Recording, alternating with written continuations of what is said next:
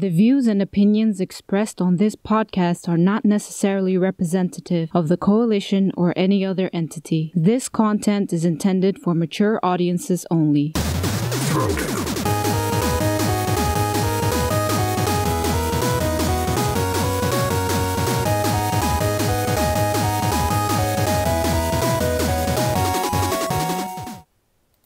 Yo, what is going on, people? Welcome to Throwdown, episode 161. I'm your host, Tony Polanco, and I'm joined by Emilio Lopez. Bochinche, man. Bochinche. Chris Seeley. Hey, what's up, everyone? Carlos Romero. Hey, what's up, guys? I'm not seeing the video on YouTube streaming, so hopefully you guys are seeing us right now. Yeah, you know, I was about to get to that.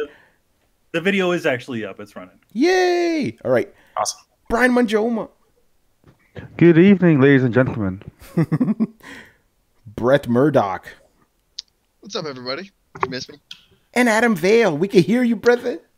Yeah, what's up, people? What's up? Sucker Free Sunday. You know, it's like a free Friday. Yo, by the way, Carlos, yeah, I was like, yo, when is this shit gonna start? So, like, I didn't get my notifications, but when I heard the notification go off on my tablet, I'm like, I'm gonna just take that as a sign and just starting, you know?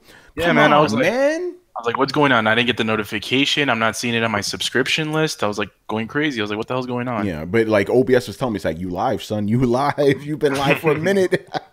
Oh, man. So, yeah, man, back in another Throwdown. This is going to be an interesting episode because nothing fucking happened this week. It was such a slow week, man. It was. Here's the thing. It's a lot of other things. Things a lot of happen. smaller things. Yes, things happen around gaming that are not gaming related, that are big, but we don't talk about those things. But yeah, we got a bunch of smaller things, like Manny said, but nothing like. As a matter of fact, I don't even know what the featured image is yet. I don't know. I don't know the title of this bitch. I don't know nothing.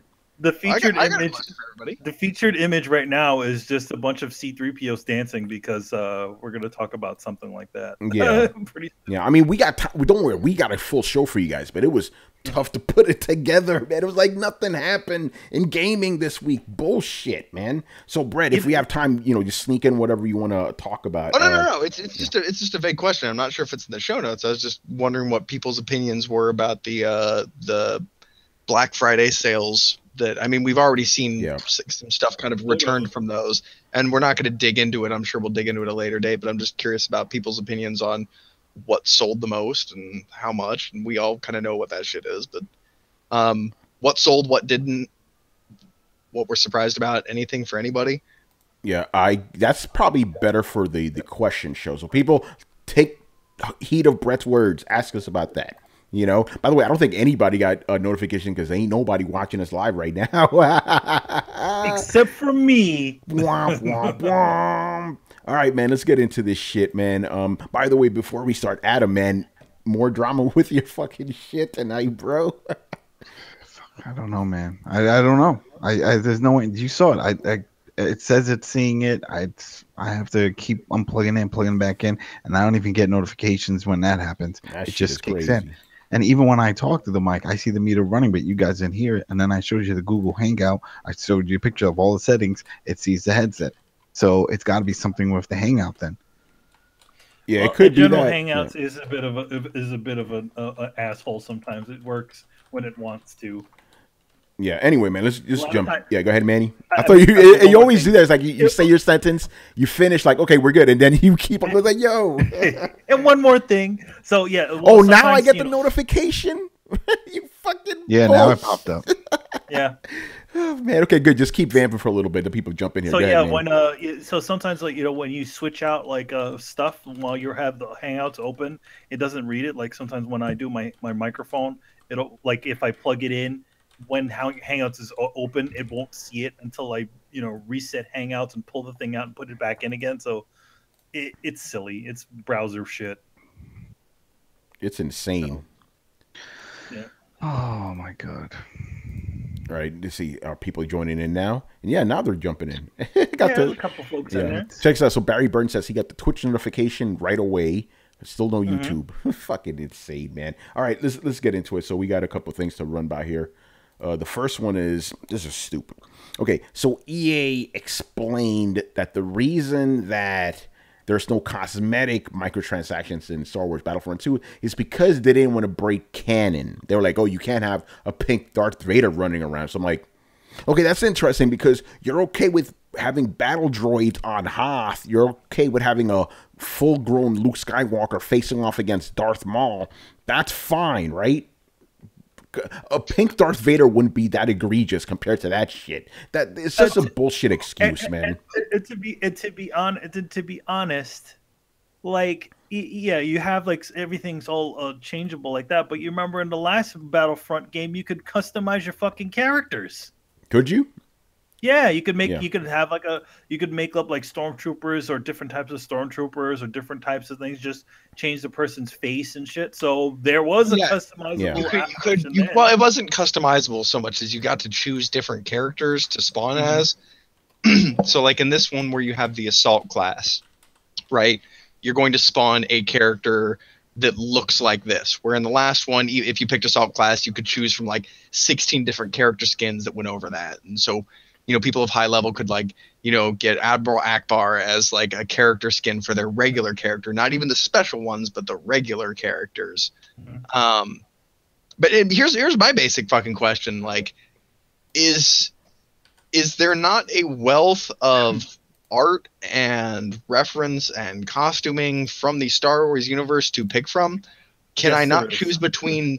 So, or what there is, if I'm trying to get this right, what they're telling me is we can't have a choice between two Rebel Starfighter helmets because there's only one Rebel Starfighter helmet, because I'm pretty sure that's bullshit. Yeah.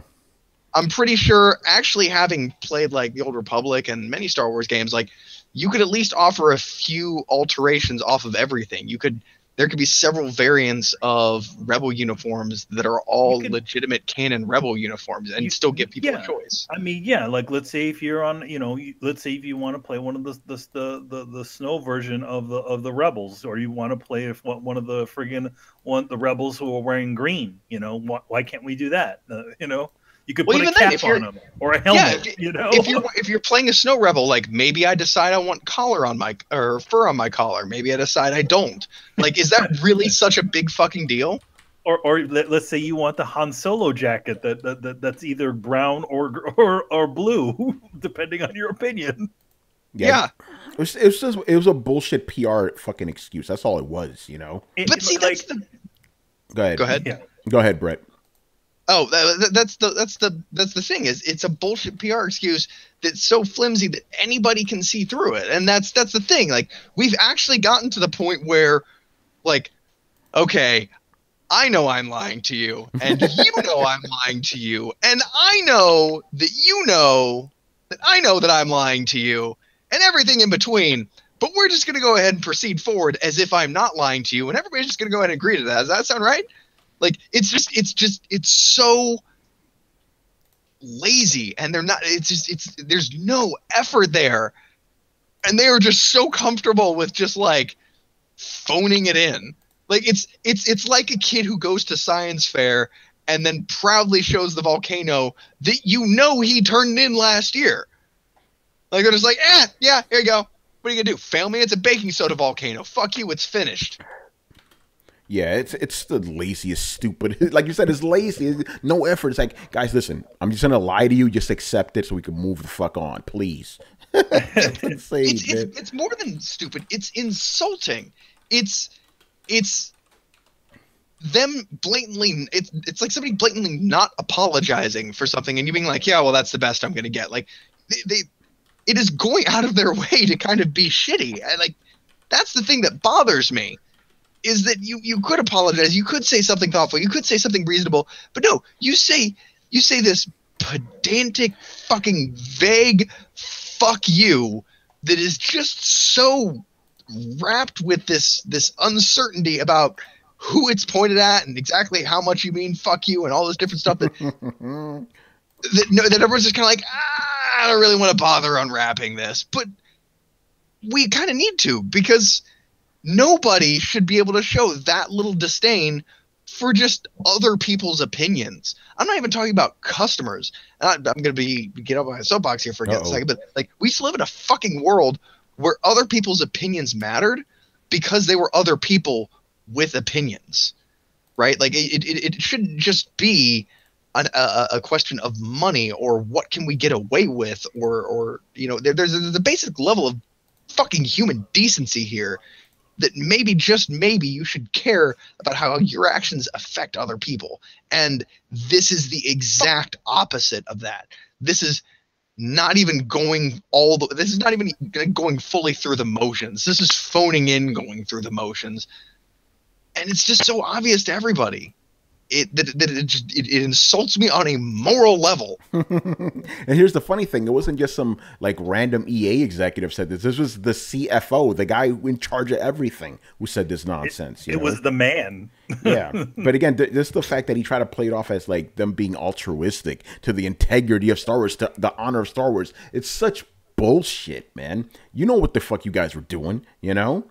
How dumb do you think we are? Yeah, that's what I'm saying. We just gave you like examples of how you could have easily had cosmetic Star Wars shit without breaking canon, and you guys can figure this shit out. Come on, man. No, and see that's what they expect us to believe, and that's the fucking problem. In a company that big, somebody had this fucking idea. Somebody said this to someone, and they knowed it. There is no way that this went unpassed. There's no way somebody didn't float the idea that, well, maybe we can do a couple of these things.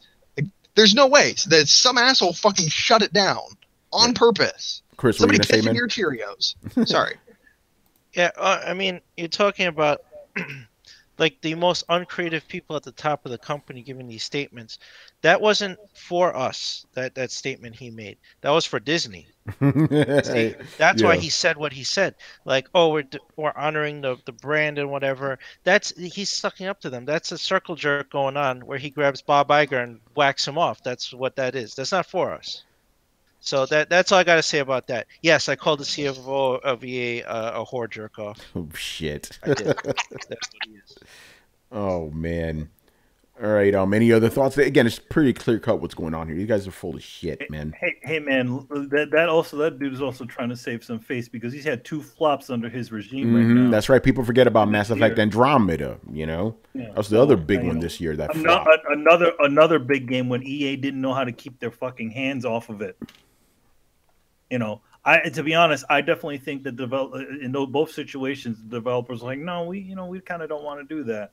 They'll be like, no, you have to do that because Foot makes us so much fucking money. So we need to make this work inside of all of our other games.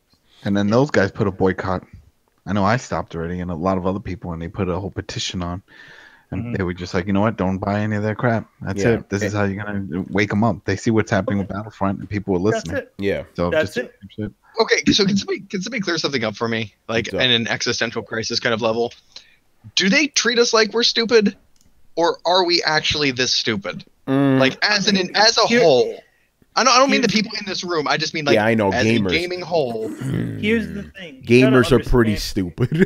Here's the thing. I mean, there are definitely gamers that are learned and they know things. But you also got to realize that the hardcore gamer type of audience is relatively small compared to general audiences. Yes. And that's where Star Wars hits. It doesn't, it's a Star Wars game. So people who generally like Star Wars will buy the game, even if they're not that much of a gamer. You know what I mean? I'm just constantly overestimating people as a cynic. Yeah, you shouldn't do it. You shouldn't do it. And by the way, you know what? I'm a cynic. I'm a bitter, jaded cynic. How am I overestimating people? You're not a bitter, jaded cynic compared to me, man. I'm telling you right the fuck now, bro. You actually have faith in people. When we were talking about it before, majority of people that are into all of this, like, casually go in and they're like, oh yeah, I'm gonna buy that new one or whatever. They don't pay attention to all this. They don't care because they have no plans of really investing that time. Like that time when, remember I was talking with Titanfall and all these great games, getting all these great reviews, but then when I get to chapter 3 and I see that I get the trophy and it's ultra rare. Are you kidding me? It's only the 3rd chapter. You know what I mean? Like, what's going on here? And that's the thing. People pick it up because it's what the hot new thing. It's like, yeah, I'll play some. They don't look in all the details. They don't go digging into all the options and, oh, I'm going to level this guy up. I'm going to get this armor and I'm going to get this weapon. Oh, how many hours I got to play? No problem. I'm going to do that. No. I mean, the only people that I really see doing that constantly are the people that are playing Destiny 2. they are like really into it. I gotta get the engrams. I gotta put in this. I always gotta go home and do this raid. I got my buddies. This raid is active now. I'm like, all right. But besides that, you don't really see that happening in other games, and people don't care. And Destiny 2 numbers are dropping. Yeah, some people are catching up. You guys have never played a survival MMO. Well, again, that's what it is, and the bit of a sad part is with this Battlefront game is that all anybody is really talking about is the multiplayer aspect of the game. Nobody's even talking about the actual single player because it's trash. They added to the game. Because it's bolted on, and we all know it. Yeah, what happened, Brian? Say that again. Because if they do get talked about it, then they get blocked by the writer. Oh shit! Okay, That's Wait, right. what? Yeah. Oh man. By the way, quick little non sequitur. Brian, explain to the people what happened. This shit is funny. Okay, so someone on Twitter decided to break down the whole story of Star Wars Battlefront 2, and for those of you who haven't played it, you can kind of guess how it plays out. I mean, woman that's playing on the Empire's team, and then there's rebels involved. You can kind of figure out what happens. And when someone on Twitter decided to point this out, then the writer decided to have a hissy fit and blocked them. I thought it was like, oh well, that's fair. By the way, seems like a reasonable reaction. The writer is Mitch Dyer, who used to write for IGN, who is known for having hissy fits. So, well, there was 2 writers, but yeah, he was one of them. There was another writer. Oh man. Yeah, Interesting. But yeah, Manny. But anyway, to answer your question, no one's talking about the story because the story's bullshit. Well, let me float an unpopular question here. Why does this game need a story? Like, I understand that people are like, remember the complaint about the last game? yeah, no, and I understand that. I don't understand where those complaints come from, though. Like, people are fine. Like, I don't understand, because you get it from both sides, too. You get people being like, well, why isn't there multiplayer in my single-player game? Why isn't there single-player in my multiplayer game? Like, there's always going to be those voices, but I don't understand what the problem with having an exclusive game, like, focusing on just one part of a game and trying to do that well. I mean, fucking Warcraft didn't have a single-player mode. You could play it by yourself, but you were still playing in a world with other players. Yeah, but there's a difference though. Why do people like Star Wars? They like Star Wars story, the lore, all that shit. Then you have a game that takes all that away. That's not why people like Battlefront. That's not why people like the original Battlefronts. But even with the original Battlefront, you know how many people were surprised when I told them it's like, that has no story, right? They were like, it doesn't, Yeah, and those games were massive successes, and people loved them. I'm talking about the one that came out last year. I'm not talking about the PS2 ones, even though I do know. I'm talking about the PS2 ones. The PS2 ones were known for their multiplayer. Oh yeah, but then those have single player too. Then they have single player too, though. Correct me if I'm wrong. Yep. I'm pretty sure they did. They did. Like, they did. Okay. They did, and it was really good actually. Like the second one was really nice. Like see, Brian gave went in, like a star, or like a star map mode where you take over different planets and fight over them. They actually had an actual story with actual strategy involved, and that's why people liked them. It seemed like thinly strewn together NPC arenas that were just mirrors of basically you just ran. Today it would be accused of basically running a multiplayer match with a bunch of bots and a thinly connected narrative. And isn't that just most single player games in general? But no, I'm saying if you floated the original Battlefront today, people would treat it like they did Evolved. Be like, oh, so there's multiplayer maps, and there's multiplayer maps with bots. That's not single player, jackass. But we all want to go back and be like, oh, well, it had single player. No, it had half single player. It had half-ass single player that nobody really cared about, and everybody remembered it for its multiplayer. And I'm not saying that's a problem. What I am saying is that why does this thing have to have a cinematic story? And I'm not. Because it's Star Wars. It's Star Wars, man. And it is a Star Wars. Because it's Star Wars. Star Wars needs a story, man. Well, I mean, this goes for and again, I'm not bitching. I don't have a fucking dog in this race, so I don't give a shit. But why does Call of Duty have to have a story when it's mainly a multiplayer game? That I agree with you on. Call of Duty doesn't need a story. It's an amazing story. It's known for being very cinematic. That's why. So where we come to expect that. It doesn't need one, but the thing is that at the same time, people do actually play it. People who don't care about the multiplayer still play it, and they still count as people who buy the damn game. So when you start removing that, Do you see many people? A lot of people. Oh yeah, I know a lot of. Oh, I know a lot of people. I mean, because they just want that experience. granted, it's kind of dwarfed by the amount of people that actually play the multiplayer, or people who probably play both the single player and the multiplayer. But still, that demographic does exist, and it's been shown that when you start removing a single player, because some people do not want to interact with other people when they play their games. They just want to go through the story or do whatever. And that's fine. But like, shouldn't there be? And I guess what I'm saying is, in a world where that's just okay, so you play a different game. Like, if I wanted to play Ark by myself, or if I wanted to play Life is Feudal by myself, like I couldn't. I'd play a different game. We're talking about franchises that had already established that they had single player games inside of them already. It's like saying, "Oh, hey, look, we just made the new Uncharted game, and it's a total multiplayer world. You can't play. You know what I mean?" No, I get it, and I get the frustration, which is why I'm pretty adamant. Like, I don't have a dog in this race. I'm mostly just trying to actually legitimately ask a question instead of push a viewpoint. But that question is, wouldn't these games, if you remove the single player or you remove the multiplayer that was essentially just bolted on to what was the core of the game and focus those resources back into the core of the game, wouldn't you get a better game for the game that is known as? Like, if you strapped on like a multiplayer to Infamous, I feel like it would drop the quality of the single player version of Infamous. So therefore, I don't want a multiplayer Infamous. But you have to remember, Call of Duty was built on the campaign first, multiplayer second. That was how it distinguished itself from Medal of Honor. We're getting way off topic right now, by the way. But it is a good question, because I've always felt that if you have a single player game, you don't need to tack on a multiplayer mode because it's going to diminish the single player, and I guess vice versa works too. But remember, you're forgetting the key part of all that. Most of the time, the multiplayer is done by a separate studio altogether. Look at Doom. A bunch of times where they say, you know what, we're the in-house studio. We're focusing on the campaign. That's our thing. You guys want multiplayer? We got another studio that can do the multiplayer. Yeah, no, they do that now. 343 did that. That was 343 for Bungie for Halo, and they wound up taking them over the whole series now. Yeah, but that's the way it is now. But back in the day, the same studio that made the game made everything. Yeah, that was half-assed. Like, still, Uncharted 4, the multiplayer, that wasn't needed. Yeah, nobody asked for that. I don't know anyone that asked for that. No, multiplayer in Uncharted in general wasn't needed. Let's just be honest. That's my point. But doesn't that flow back the other way though? Like, we can all agree that, like, when you tack on multiplayer to a single player game, it generally waters down the single player game, if for no other reason that it sucks up resources in terms of sheer money invested into the game. Doesn't that flow back the other way into multiplayer games? I mean, I never thought about it like that, but you might be right about it. But at the same time, Adam, I know you'll feel me on this. Wait. Titanfall 2, brother. Titanfall 2. I was going to say, yeah. That was a multiplayer, and people wanted single player, and single player was awesome. It was great, yeah.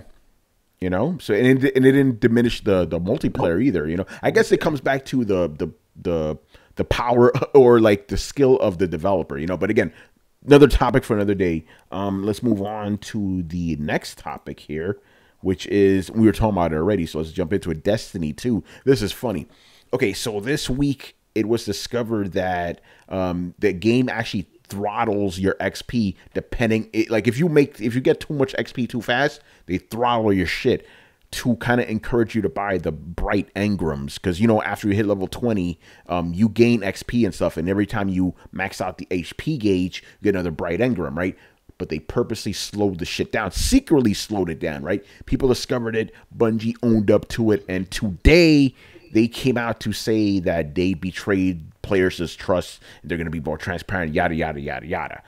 So, yeah, they got caught with the pants down, basically. Crazy shit. Adam, what do you think about this, man? Man, it's all bullshit. It's like, all right, so they made these adjustments, and supposedly what happened was it was something behind the scenes. It was showing incorrect numbers, that it was supposed to show a lesser XP count number, right, as opposed to what was actually appearing. But think if no one did the research, and now this is the big question. I saw this on Reddit. They're like, how many other games are doing this? Lots. Almost. Oh, exactly. Lots. So now everyone's digging into all the damn games. Man, it's almost like all the scandals happening in Hollywood. It's like everybody's exposed. How many more ripping me off? How many hours am I spending in Grand Theft Auto? You saying you're giving me 50,000? Like, what the hell? You know what I mean? Diablo 3 did this shit, and you could sell items for real cash. Oh yeah, I love the auction house. Let's bring it back. Yeah, no. But think about that for a second. They tampered with the RNG tables in something that produced real world money. They effectively like fucked with the odds of gambling. Yeah, that screwed up the game. That screwed up the game instantly. I mean, you no longer had to look for legendary items. It was there for 99 cents. So I was like, oh, click. That's it. I beat the mission, then I don't care. I got what I was looking for there. But yeah, Adam, you actually hinted on it that basically you thought your progression was going fine, but behind the scenes, it actually wasn't. You know, it wasn't. And that's the part that messes everybody up, because it's like, okay, well, you weren't giving me as much, and we get it, because they all do that when you hit a certain point. I'm going through that in Call of Duty. I was flying through, and to get my prestige. And next, once I hit like 40, 42, it starts trickling. I'm like, oh, they want me to grind, and it sucks. But we've seen that in all the games. Now that's expected, but when you start saying they're getting a certain number, and then people noticing in the background they're not getting that number, that's when it's like, yo, you're lying to me. You're just straight up lying. Yeah. Did you see that same thread that was talking about how easy, that actually displayed how easy it was to manipulate the numbers behind an RNG table? Really? Yeah, it's incredibly easy. Here's the thing that a lot of people don't understand, that I'd actually like to put out there as this weird quasi PSA. When somebody says random number generator, you are trusting them. There is an algorithm in place that they have full control over and can put pretty much any locks on that they see fit and put it all in a closed little box that nobody looks at. And so when somebody says that they have an RNG, a lot of times it's not really random loot distribution or even a random number generator. It's an algorithm designed to carrot and stick you along, and you are trusting this company that they're just pretty much being on the level with you in terms of wanting to sell you more stuff. That's like going to a car lot and assuming that the salesman is on the level with you because he wants to make sure you and your family have a good ride. Like, no, he's commission based, and if you give him any reason to fuck you over, he's probably going to, because it's in his best interest, and it's just frankly naive to think otherwise. So yes, that Destiny isn't the first game that's done this, and it's got people looking back and being like, oh man, there's been lots of qualifiers on lots of things, and the problem is that it gets, as with Diablo, it steers dangerously into a territory of DLC, microtransactions, sometimes selling or reselling assets. And that's when it becomes a huge problem. And that's why, Battlefront has this kind of perfect storm surrounding it. It's like, how do you know that the box that you buy is the same box that you get when unlocking points from in the game? It has the same animation. Yeah, and the other thing is that they also don't tell you what type of things they adjust whenever they do their updates. They say, play a rebalancing or other things. You know what rebalancing means a lot of times is we've seen too many of these guns in the wild, so we're going to adjust the loot table so that you get lots of these guns. Do we see you using too many shotguns or see you using shotguns a lot? We're going to make sure your loot boxes don't drop shotguns for a while, so that you keep, it'll drop a really awesome sniper rifle, it'll drop a really awesome assault rifle, it'll drop a really awesome handgun, but it won't drop that shotgun that you need because the game knows that you're hungering for that shotgun. And everybody who's in here has fucking played Destiny and had one of those, I swear to God, if I get one more fucking pulse rifle, I'm going to use it to fucking shoot myself. Brett, remember when you and I played the original Destiny, how everybody was getting like that one awesome assault rifle that I wanted and I couldn't get it for shit, and how ultimately that made me quit the fucking game? I was so pissed. Everybody was getting this like assault rifle. Like, dude, I got this assault rifle. It's so fucking awesome. I'm like, I want this shit. And that could have just been because you were using assault rifles and the game knew you liked assault rifles, and so it was going to dangle that legendary. Like, oh, well, I got a legendary sniper rifle, so I know legendaries are dropping, so eventually I'll get that legendary assault rifle. Maybe, or maybe the game knows that you want that assault rifle because you use nothing but assault rifles, and it's not going to give it to you until you buy something. And then when you buy something, it'll give you all kinds of shit. Then the loot tables are all kinds of adjusted. It'll slow you down, but then it'll boost your loot too if you haven't bought packs in a little while. Yeah. So that encourages you to buy more packs. This whole thing is so easily manipulated, and we just swallow the whole thing, hook, line, and sinker, and assume that it's random. Like it's there's a whole lot of trust being placed there that not a lot of people take the time to think about.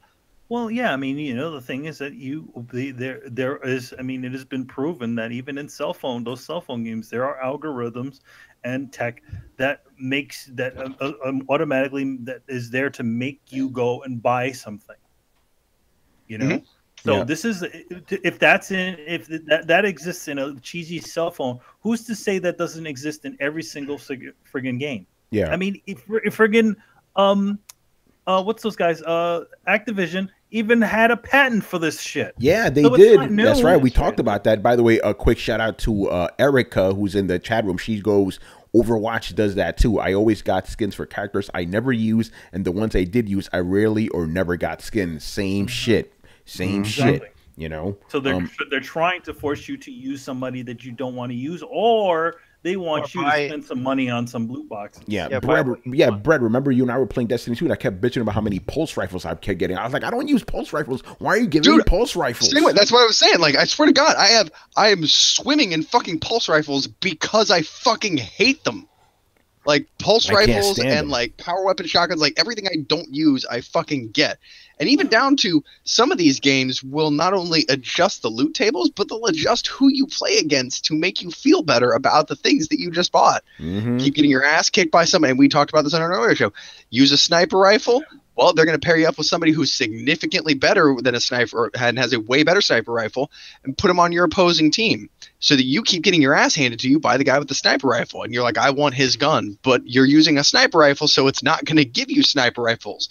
It's just going to make you face off against him and give you shotgun after fucking shotgun after fucking shotgun until you buy a crate and then you get a fancy new sniper rifle and are placed against somebody in a lower tier who has been denied that weapon, so you can mop the floor with them and feel really good about your purchase until it slowly starts evening the playing field and the whole process starts again. That's the Activision patent. That's the shit they were having. It is, yeah, no, it is. And here's the thing that I really want to point out to you guys. A lot of people want to kind of bring this up to like, well, it's just as a system develops, or it's a bunch of hands in the pot, or people are greedy. Like, no, this is more direct and intentional than a lot of people want to give it credit for. They specifically went out, created a position for this, found people, checked their background, hired them, paid them a salary, had them come into work every day and crunch the numbers to find a way to bend you over the desk a little bit further and fuck you. That is their job. That is what they do at the company. That is their career. And these people are employing them for the sole purpose of finding how much money they can squeeze out of you. Nothing about this is a fucking accident. And nobody should be giving these companies, and this seems to be the weird thing that I've noticed a lot of people like, well, they for a long time we gave companies the benefit of the doubt. Like, well, this is shitty, but maybe they're the only one. Or, well, this is shitty, but maybe it's not as bad as it looks. Or, no, it's often worse than it looks. It's more premeditated, and they are bigger assholes than you could even possibly imagine because they put this dick move is no accident. It's like somebody bumping into you on the street and knocking you into a puddle. Oh, man, that sucks. They should have watched where they were going. And then you find out that they had tracked your whereabouts for the last 2 years, every minute of every schedule of every day, so they could specifically place themselves in that way and leverage themselves in just a way that they could shove you into the puddle. That is infinitely more notorious. Like, that is infinitely worse behavior. And to a calculated, really fucked up level. And I kind of propose, since we've just all apparently agreed that corporations are people, let's start treating them like it. Let's start treating them like they're manipulative, psychopathic, douchebag dictators that are trying their very hardest to undermine our lives at every angle possible, and then treat them accordingly. That's where I'm coming from, at least, because they're going out of their way to make my wallet as thin as possible and my life as hard as possible. So the least I can do is return the favor. Yeah, that's fucking insane. Chris, get in here, man. What do you say about all this? I say what I always say.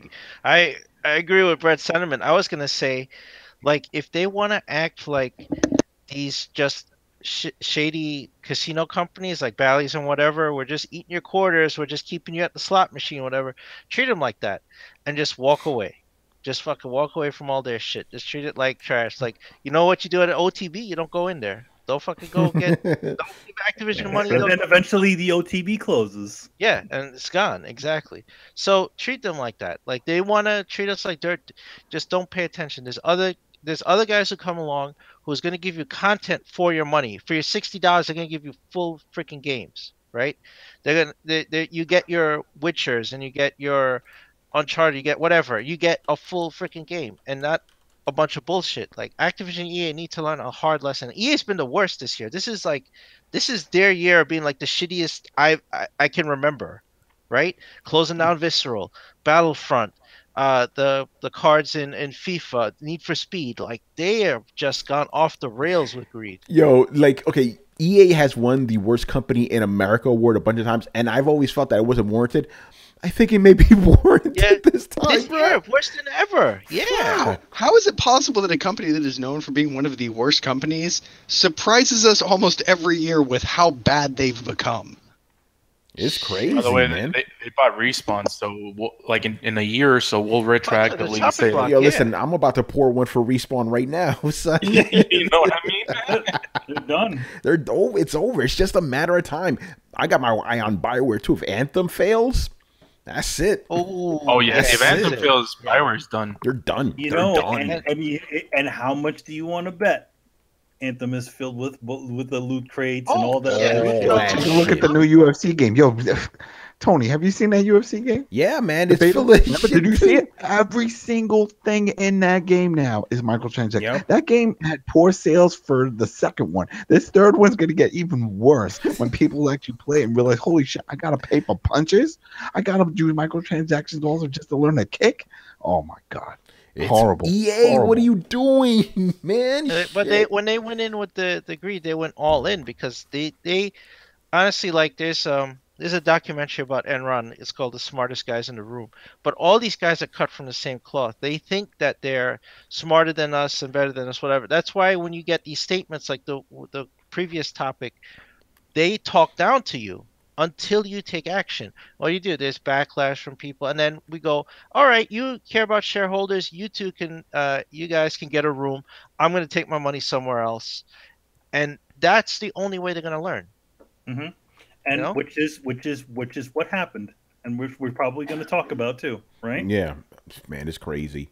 All right, so let's move on. Unless Brian, you want to say anything real quick? It's EA. I mean, wow. Like, I knew Brian was gonna hit me with the good stuff. Well, I'm not really that surprised. I'm like, wow, these companies are a piece of shit. It's like, oh, I was doing a piece of shit practice. Like, not surprising. Yeah, I just have no hope in EA anymore. Oh, Activision. Ubisoft seems like the only one of the big three that's actually all right in comparison. Brian, how does it feel to actually say that? Ubisoft is doing it dirty. Right. You see, it's just by default. Just by default, Ubisoft is the best one out of these mega companies, man. It's like, oh, that guy stabbed me in the arm, but this guy just shot me in the face. This guy is way better. Like, listen, this guy just decked me in the face. My eyes all swollen and shit, but he's better than the guy who shot me. Fuck. Yeah, so out of the three, who do you like the best? You're like, I guess I like the guy who kicked me in the dick? Yeah. The enemy of my friend is my enemy. Oh, boy. All right, man, let's move on. This is funny. So, I think it was today this was announced too, right? Or revealed, whatever you want to call it, that PlayerUnknown's Battlegrounds on the Xbox One X will run at 60 frames a second. The Xbox One S version runs at 30. Now, you may say to yourself, yeah, of course it's running at 60. It's a better system. But there's a problem here, right? Microsoft, you guys remember, we've covered this on the show. Microsoft specifically said, for multiplayer games, we will keep the frame rates comparable because we don't want the guys with 60 frames to have more of an advantage. For this game, they're like, fuck it. And this goes back you it was a lie. I told you. Oh, yeah. No, I told you guys. Yeah, this goes back to what Adam said and what Brett said.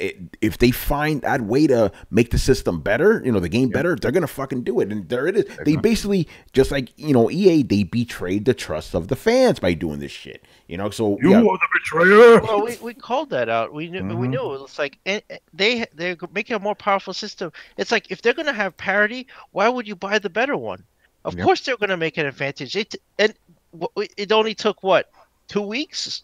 Yep. It's the first game to really use the power. Yeah, that's. Yeah. I mean, well, the launch And on then it, boom, the first advantage immediately. That's it. Yeah, so basically the Xbox One X guys are going to be murdering the S guys. Also, because of this, I haven't seen it myself yet, but I am hearing that now owners of the Xbox One X are calling owners of the Xbox One S peasants. What? Oh, So there's Tribal wars amongst segregation. themselves. Yeah. There's segregation between Xboxes now. Oh man, This is That's- insane. I don't Brian, wanna can believe you that. remark as only a dry British person can about the complete irony of that, please? My head's still spinning from the comments. Like, wait, what? yeah, What? the fact that that's real. Yeah, Brian, I'm going to repeat it again just in case you didn't hear the first time, right? So Xbox One X owners are calling Xbox One S owners and Xbox One owners peasants. It's insane. That's like kids on like a short bus saying, haha, that kid's retarded. I'm like, dude, you're all on the short bus, relax. Oh seriously, my what the god! Oh, it's Ridiculous. too much. It's too much. It's like you. So- The 2017 just keep getting better and better for like this comedy stuff, honestly. So can we put, like, in that instance, can we pull off the Master Race card then, or is it not comparable because it's not an Xbox? I think therein lies the whole stupidity of the thing. That's like being king of shit mountain. Well, I mean, it's some mountain, I guess.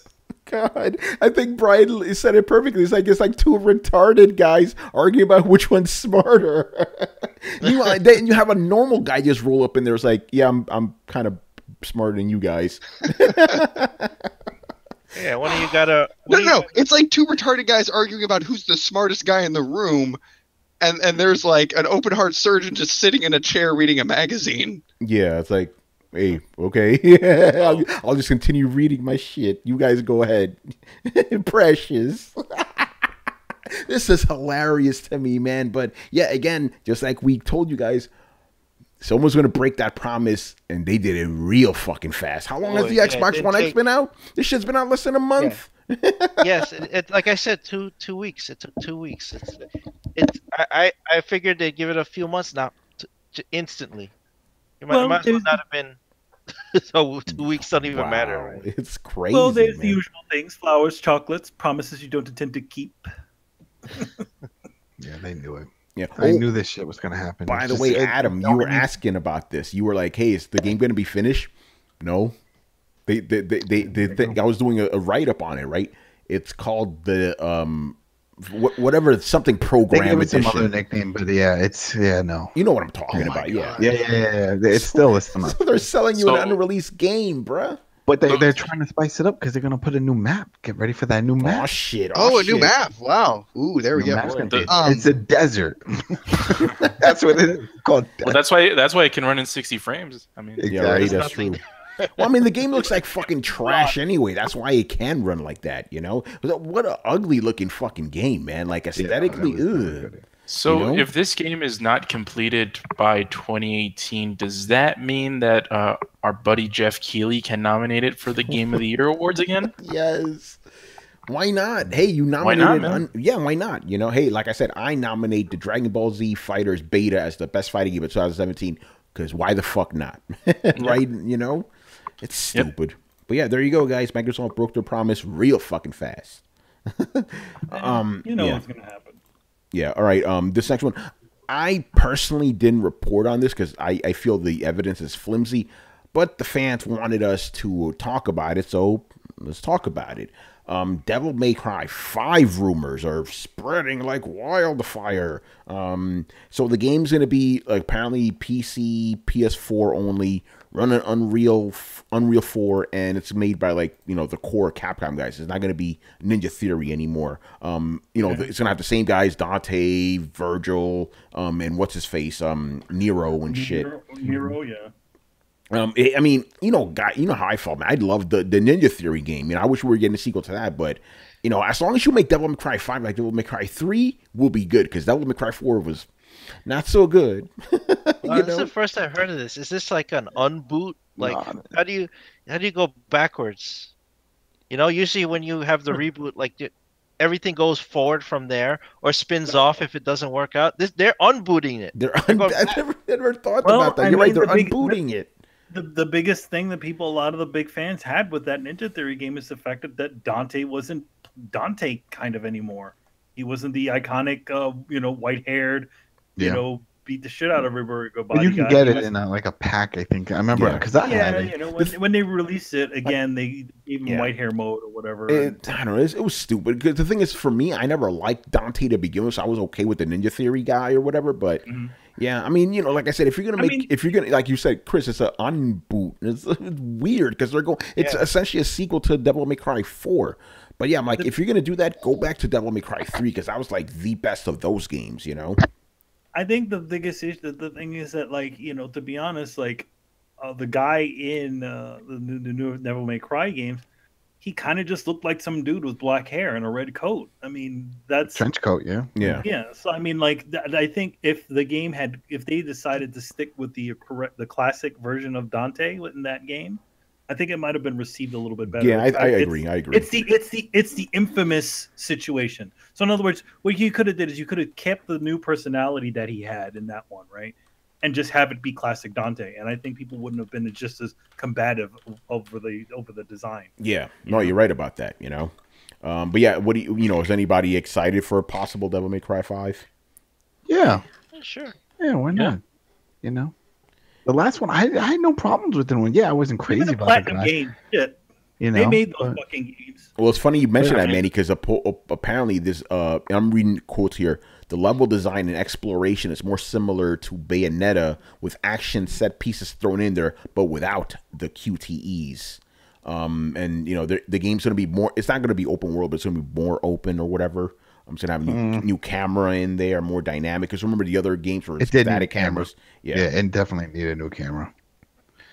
I mean, yeah. Go ahead. Go ahead. No, go ahead, Carlos, and then Brett.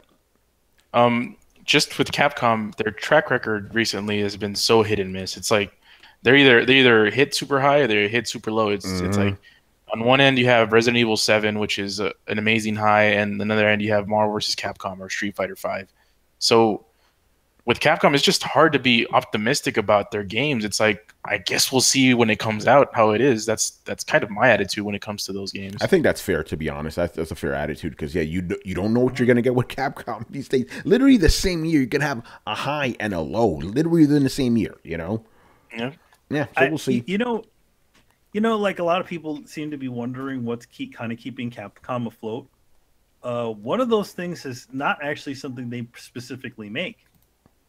They friggin' published Grand Theft Auto in Japan. Really? How big is GTA in Japan though? How big is GTA in Japan? It's pretty big over there. Wow. Okay. Facts. I didn't know this. There you go. I was watching the PlayStation Awards, by the way, and I'm like, they had the guy from Rockstar. One of the main PlayStation guys. Awards? PlayStation had their little Japanese award show, and they just literally just give. When was this? That was announced last night. Yeah. Oh, so I have no. I was playing Metroid. I had no idea. The usual fare of people won it. Like the developers of Nier, the Call of Duty guys. Pretty much all the big games won stuff. If you want to talk, Call of Duty, really? Call of Duty. Yeah. Nice. Call of Duty, and then Battlefield also won space version. Oh god. Wait, what award was this? It was the PlayStation Awards. Yeah, anyway, we're getting off track. We're getting off track. They have it every year. They take all their the developers and they give them awards. Yeah. And here's one fun thing about it. Microsoft won one, by the way, on PlayStation Awards. Brett, yes, were you gonna say? Yeah. Anyway, Brett, bring it back. What were you gonna say about this? Devil May Cry 5. Devil May Cry 5. I'm curious what direction they could feasibly come from it because, like as you said, Devil May Cry 3 was kind of the height. I personally, I didn't like Devil May Cry 5, and 4 was one of doesn't those. exist. 5 doesn't exist yet. This is Devil May Cry 5 we're talking about. Or DMC, excuse me, DMC. And 4, there's this idea that anything is acceptable no matter how ridiculous, as long as it is equally cool as it is ridiculous. And I feel like Devil May Cry 4 botched that line a little bit and went more ridiculous. Like the fucking throttle on the sword is like, there's just some shit that went like a little too much and didn't have enough payoff. So I felt it wasn't as good as 3. But, and here's the crux of it, I'm not sure Devil May Cry 3, as we knew and loved it, would stand in today's market. The world has kind of changed, and that was kind of a holdover from, you know, extreme fast anime, and that's not really a thing so much today. So it kind of is. Do you think that they could, if you just made a game like Devil May Cry 3 today, would it be the you know, huge franchise that it once was? And if probably not, but the hardcore fans will be pleased. But I can see where you're coming from, because that game was very specific to the era it came from. It was the Japanese trying to be like hardcore, like stereotypical Americans and shit, you know, like everything's extreme, but it still had its fair share of like anime type of shit. But yeah, would that fly? That's a great question. And then Brett, here's a question for you. Would people be accepting of the difficulty? Because that game is still fucking brutal till this day, you know? Well, I think more people are accepting of difficulty today. They made a mode where you can just play through it. It says, it's like, hey, if you just want to go through the story and you don't die. Not in Devil May Cry 3.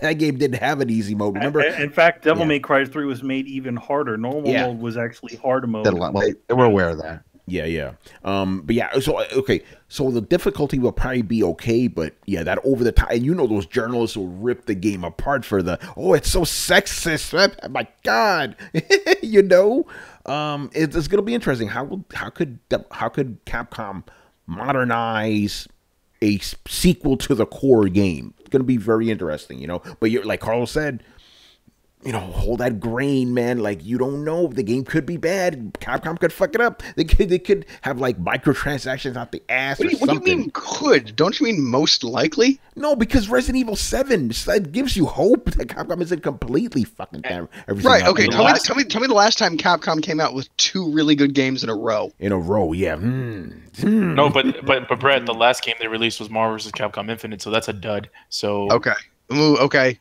Now I guess we're back on the playing field then. That's what I'm saying. It's like you get one hit and then you get another bomb. It's like Capcom, you know. Usually it's 2 or 3 bombs followed by a Hail Mary, like company saving hit, and then a string of failures again. Jeez, man. Chris, go ahead, man. Devil May Cry 5. Oh, I will look forward to it, but I know there's going to be a whole market of people who probably their first Devil May Cry experience was the Ninja series. Yeah, that's right. We're going to be totally confused, like, well, how is this 5? What? You know, well, who the fuck is this guy? I don't know. I just find it weird. I'm just going to get it because it's an unboot, and this has never happened. I must have it. Unboot. We have to like trademark that shit, bro. You know, unboot. Weird. Someone mentioned in the chat, I think it was Jay. They said that Devil May Cry was never that big. No, it wasn't. It was never huge. It was Chris mentioned it. Yeah, Chris Cobra. What up, Chris? Yeah, it was never like, it was successful, obviously, but it was never like a monster franchise. Yeah. Well, yeah, and it was always for a niche audience. Let's just be honest, you know. It was always for a niche audience, but the thing is that obviously they didn't put an insane amount of money into making that game. So it ended up being a success. So it's, you know. Well, wasn't it? What up, Rich? All right, go ahead, Brett. Wasn't it parallel to at least a couple of the God of Wars? Or wasn't there some overlap there? No, Capcom and Sony are 2 different companies, bro. No. I know they're 2 different companies. I'm talking about time period. I'm saying Devil yeah, the time period, yeah. It was because Devil May Cry came before God of War, and God of War took things from Devil May Cry. Yes. And then I feel like God of War kind of usurped Devil May Cry by making the action heavier and more relatable to Western audiences. And I think at that point Devil May Cry just went, okay, we'll stick with the weeaboos. Yeah, basically. The weeboo. Shout out to Riku, man, King Weeboo. You know, I mean that in the most loving way. Yes, Richard says, Richard Bailey Jr. Obviously, he goes, Devil May Cry 5 ain't coming out till late next year, early 2019. And the rumor is the reveal got moved to E3 2018 instead of PSX. That was the other rumor. The rumor was that it was going to be revealed, next week at PSX, but it's actually going to be at E3. But who knows? Again, this is all rumor, so the game could very well be revealed at PSX, although I doubt it because apparently they're really toning down the keynote. They're not even going to have a proper keynote. It's going to be some random Gamescom interviews this year, So don't expect much out of PSX, and probably you're not going to get Devil May Cry 5, but I'm assuming the way Capcom is probably hemorrhaging money, they need a hit. So this shit is probably true. So essentially PSX was Paris Game Show. Yeah, this year? Pretty much, It's crazy. All right, moving on to the last story here. And I threw this one in here for Chris. After 9 years, they're shutting down the Demon Soul servers, man. Oh, yeah. I got to pour one out for Demon Souls, but I got to give it up to Atlas, man. They kept those servers running a long-ass time. I mean, that's PS3, everybody's dropped it. I mean, I fired mine up a couple of times. I may jump back on there just to play it a little bit, but yeah, I would have loved if that news was followed with, "Yo, here comes the remaster, though." Yeah, well, do you think it might be though? Brett, I'm gonna use that to jump off because this is the theory that's going on right now. They believe that the servers are being shut off for the PS3 because they are making a remaster and they're gonna make those servers come back for the PS4 version. Brett, what do you think about that? You think that's possible? I think that's very possible.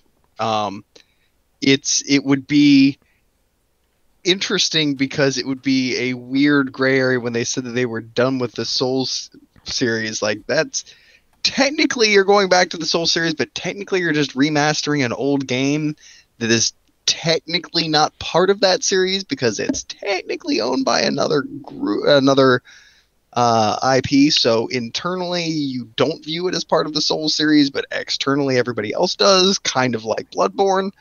Bloodborne isn't technically a Souls game, but everybody thinks that it is and everybody feels like it is. So this one literally is a Souls game. It has souls at the end of it. But it's still in the same position where it's not considered part of that mainline Dark Souls franchise. And although they said they were done with the Dark Souls franchise because that was wrapped up, nobody said anything that definitely included Demon Souls. So, yeah, and it's one of those weird things most people will lie to you. I found Japanese game developers don't as much. So it's one of those, when they say that they're done with Dark Souls, I believe that they're done with Dark Souls. Does that mean they're done with Souls? Yeah, that doesn't stop them from doing Demon Souls. Yeah, that's right. And it's weird. There's hints. If I know, Brett, did you beat the game? Demon Souls? Yeah. No. I had no internet connection at the time. That was oh god, that was horrible.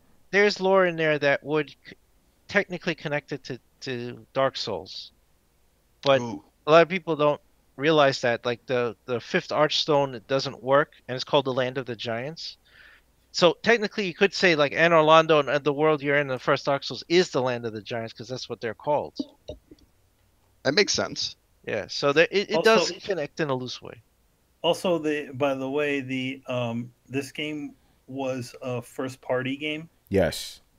And by Sony, and the only thing is that Sony said, yeah, you know what, this may not work, and Atlas got the rights to publish it in the States. Who's to say that Sony might not just be like, you know what, this Soul shit is doing well. We're going to publish this thing for PlayStation 4. They already learned their lesson. That's what Bloodborne was them going back and being like, okay, so we fucked up the first time. What do you say we give this partnership another go and see if we can have some kind of horrible, grotesque Cthulhu-like baby? Yeah, but they didn't even learn their lesson from that, because even with Bloodborne, they weren't touting that shit as the main game. They were like, hey, it's all about the Order 1886. They like, when you saw the sizzle reels, they threw Bloodborne at the ass end for a split second, right? Then when the Order bombed, they were like, by the way, we got Bloodborne, bitches. It's like, wait, you guys didn't learn your lesson from Demon Souls, the game that sold 1 million fucking copies? Come on, guys. Well, the thing about it is that it was still a very nebulous thing. Like, they didn't know if it was going to work this time around. So they gave it just enough. like, okay, we'll just show you a little bit and see what happens. And then once, obviously, because the Order is the Western game, it's aimed at the Western audiences. Usually, when you have that sort of those sorts of games, those usually do pretty well. Yeah. So yeah, I think that's what's going on. I think they're shutting down those servers to get ready for the remaster. That's going to be great. By the way, here's what I find interesting, right?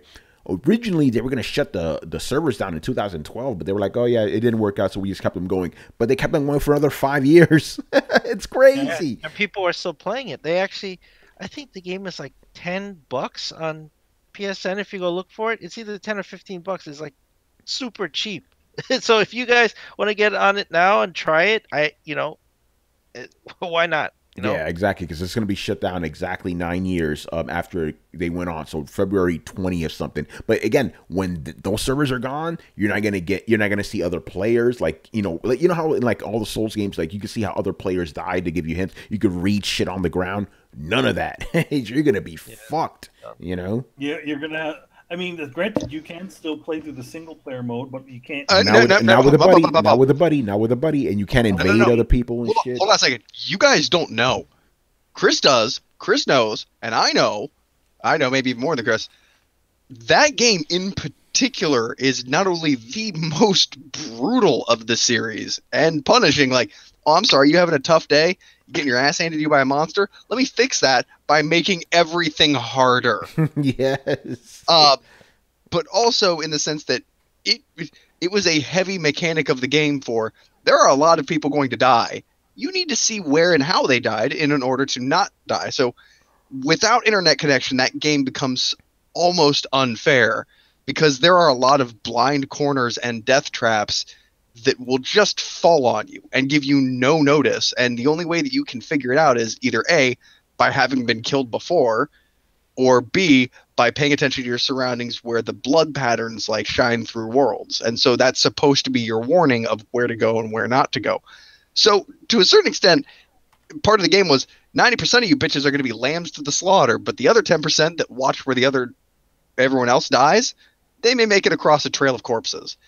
Without having access to that online, the game gets punishing even for a Souls game, where you get killed out of blind corners and random booby traps that you were supposed to be able to notice because of other players but never got the notice.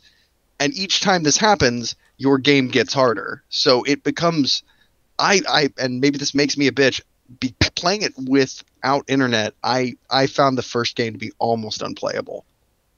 It's hard. It had another mechanic the other Souls games didn't have. So besides the phantom stuff like being alive or dead, so it's kind of like being undead in Dark Souls. So you became a phantom, like a ghost, and you get your life back if you beat a boss or kill somebody. So it had another thing called world tendency. What happens if you keep dying? When the world tendency goes dark, it goes black, enemies get harder and new enemies spawn and they're glowing red. And they are like 10 times harder than the enemies that are already there. So you have that to look forward to. Wow. So there you go. Yeah, so you walk down a hallway and be like, oh my god, this game is kicking my ass. And then a boulder would fall and crush you with almost no chance to like dodge or stop or like, oh, well, you should have known there should have been a blood splatter there. Well, my game didn't have internet, so I didn't see that. Oh, well, that sucks. Your whole world is darker now. Have fun. And then after like 4 or 5 times of this, by the time you finally corpse drag your ass all the way to the end, like everything is nigh on impossible. That's why, by comparison, Dark Souls, like, oh no, you made it to a new bonfire without any of your souls. Boo-hoo, cry me a river. You don't know what it was like in the old days. Demon Souls, bitch. Yeah. Yeah. Oh so, no, yeah. you didn't spend your level, so you lost it.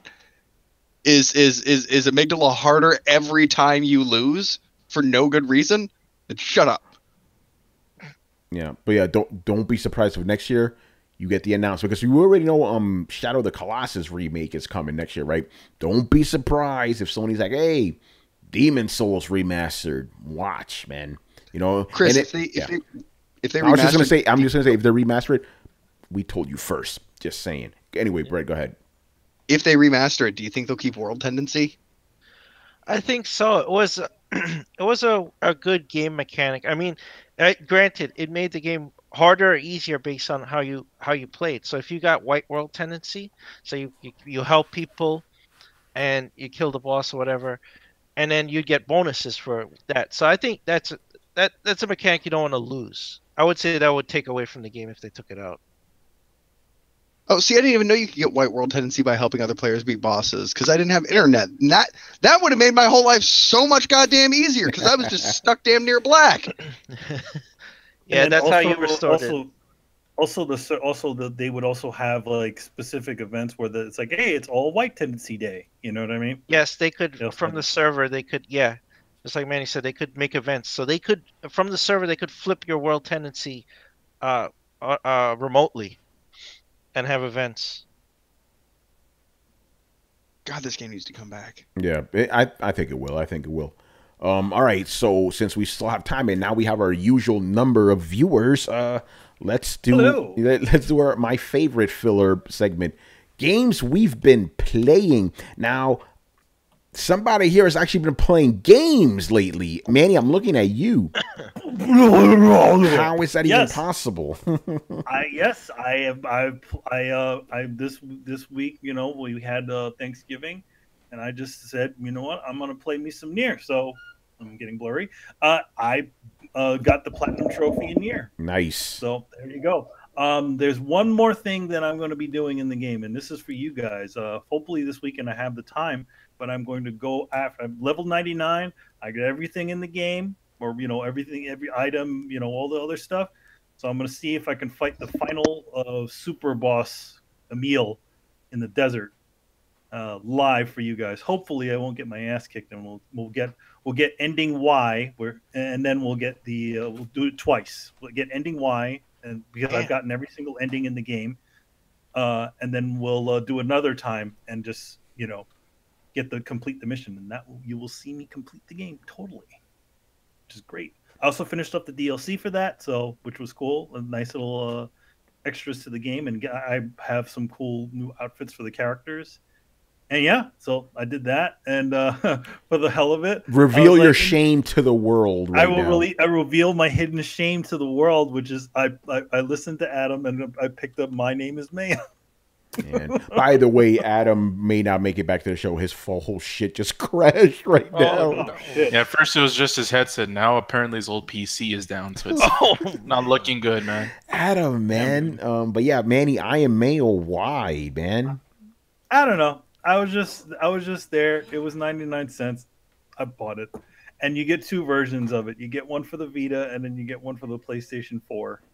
And they both have separated trophies. So essentially for $1, you get two platinum trophies. Man, not shameful. I can't do it, man. I can't do that shit. And you know what? One thing about it is that it is very self-aware, that stupid game. Like, it knows that it's monotony. Like, all the trophies are like, you know, do this, and then like, wow, you're wasting your life. You know, like, it literally, it's aware that it's a comedy game. That's what it really is. So it's the anti-loot box.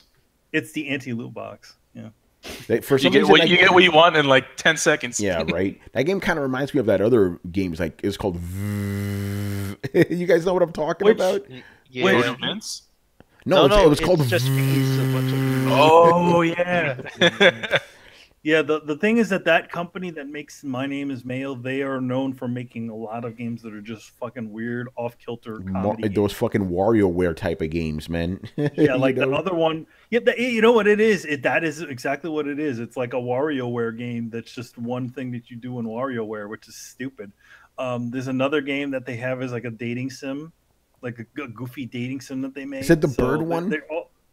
I don't know if it's the bird one, but your wingman is a bird, though. Yeah, Hatful Boyfriend. Or you date pigeons or some shit. Oh yeah, that game. No, it's not that. It's called Mr. Masagi. Wait, massage? What? I'll stop. It's called Mr. Masagi. You go onto like these dating sites, and then you're trying to earn a massage from somebody. I thought it was a misogynist Mr. Miyagi. Yeah, that's what I was thought too, man. That's what it sounds like. It sounds like Mr. Misogyny, but no, it's Mr. Masagi. Now they're gonna reveal Mr. They're gonna reveal that Mr. Miyagi has been touching women inappropriately tomorrow, man. Man, I wouldn't be surprised. That would be sad because the guy who played Mr. Miyagi is dead. Yeah, I'm talking about the actual Mr. Miyagi, not the actor. You know. This whole game concept that you guys are talking about sounds like Leisure Suit Larry. Oh man, Mr. Masaji. That's true. Yeah. It's kind of like that. Mr. Masaji is kind of like that. Leisure Suit Larry is a series you can't bring back ever again. Oh no, I'd love to see it brought back, but no. For those of you out there who don't know, do yourselves a favor. Even try and find a copy of an old Leisure Suit Larry game. They're interesting. Special. Yeah, they're special, man. The only way you can have a Leisure Suit Larry game is if he's like a hardcore feminist now and he renounces all that shit. Oh god. Leisure Suit Larry is pretty much a social justice warrior's nightmare. All right, man. Let's stop before we get ahead of ourselves here. Manny, anything else? No. I think the next thing I'm gonna be playing is, and that will be my 30th platinum trophy. That will be Hellblade. That will be the next. Yeah. I'm gonna try to get the platinum. By the way, Manny has gotten more platinum to me this year, despite the fact that he's been playing less games than me. Ain't that something? Yeah. But maybe that says something. If you play less games, you get more platinums. You know. Well, yeah, I mean, because you can only play a certain amount of games per year. Yeah, Brett, you're right over there. What the fuck, man? All that noise and shit. He's like, noise again? Yeah, it's like. So yeah, I got one for I got like what are those two games? The two I think it wasn't Grim Fandango. It was Day of the Tentacle, and then I got the one for Full Throttle. I got the one for what's those guys? For Gravity Rush, Near, and then there'll be Hellblade the next one. And someone's talking shit. I do have the plat for My Name is Mayo, but I'm not counting that one. Carlos, do me a favor, get rid of that one guy. He's talking shit. Anyway, Chris, man, what have you been playing lately? So I managed to beat Zelda, and I was playing. I was doing a lot of the gun running and smugglers run in GTA 5. And I actually went back to Bloodborne because somebody asked me for help online. So I was like, "Oh, dude, if you're playing that shit, oh, you need help? Yeah, I've been back in it the last couple of days.